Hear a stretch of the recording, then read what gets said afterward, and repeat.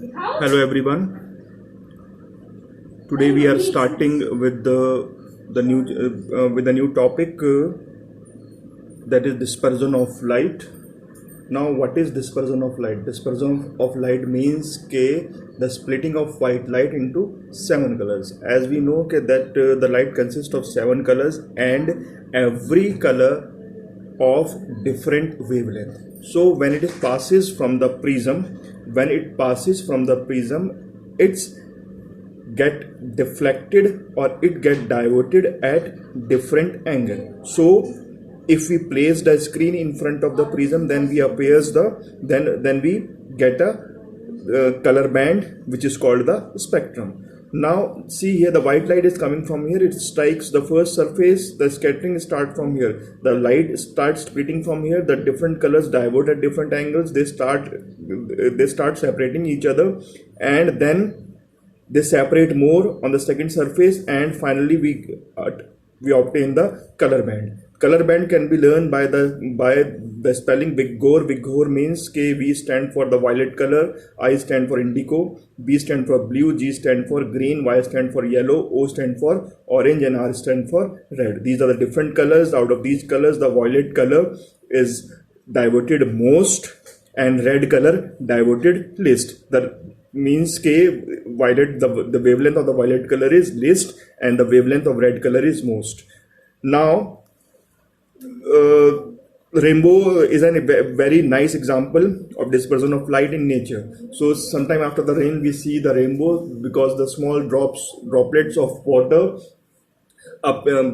makes a prism, and when the light passes through these small droplets, the color band is seen in the sky. So this is the natural example. Now after this, if you want a white light, means if we want a white light again, then what we have to do, we have to simply arrange two prisms opposite to each other. The white light passes from here, divert at different angles. After diverting at different angles, it reaches the second prism, it's get deflected, and again it's get recombined, and we obtain the white light. After this, we are having a very important topic, that is scattering of light. Now what is scattering of light? Scattering of light is nothing but it is a phenomena of absorption and re-emission of light. Actually what happened, the small dust particles and water molecule which are present in the atmosphere, what did they do? They first of all absorb the light.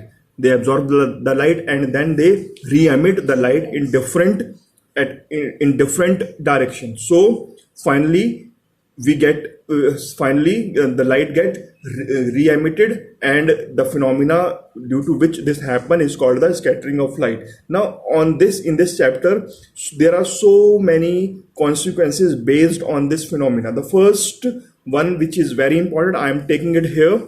The first one is why, I think it is visible. First one is why the sun appears red at sunrise. Why during the sunrise and during the sunset the sun appears red. Now understand this, how this happens. The diagram is here. Now the distance of the absorber, this is the absorber and this is the sun. The distance of absorber and the sun is maximum during the sunrise and sunset, and we know that the red light is the wavelength of red light is maximum.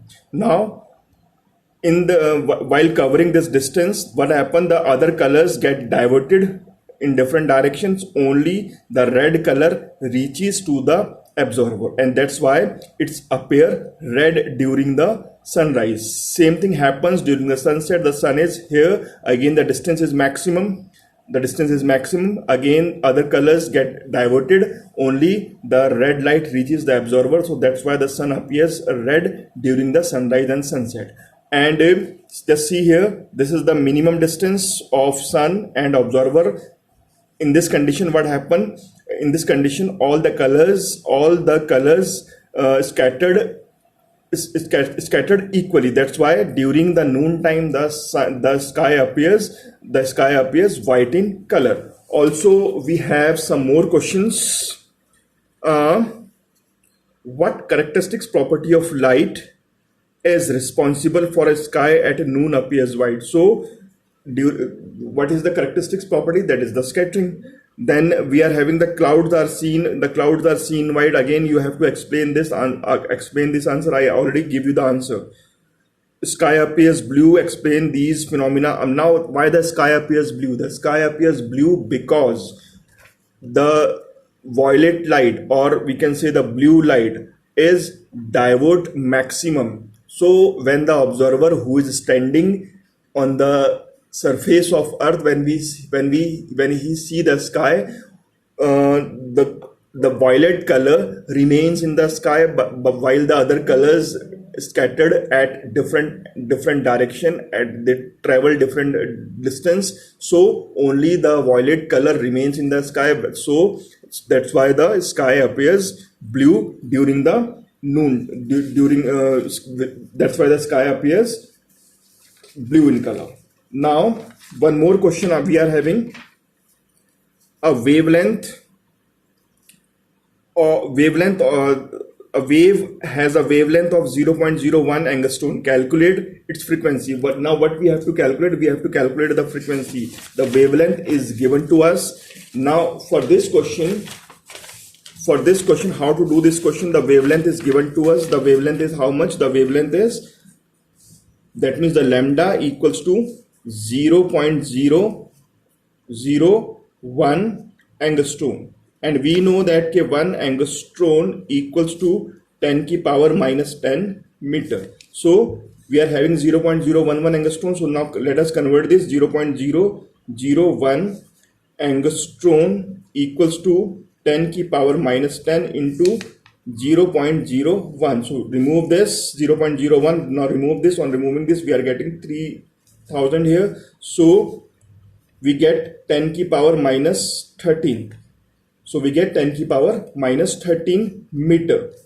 Now we are having a formula V equals to n lambda. Now V stand for the speed of light or velocity of light, and this n stand for the frequency, and lambda stand for the wavelength. The wavelength is how much? It is 10 की power minus 13, and speed of the light is 3 into 10 की power 8 meter per second. Now, so what we have to do? We have to calculate the frequency. So frequency will be equals to V upon this lambda. So V equals to 3 into 10 की power 8 upon lambda is how much? 10 की power minus 13. So it goes up to 3 into 10 की power how much? 13 and 21 hertz. This much is the frequency of the light. So in this way, small numerical can be asked.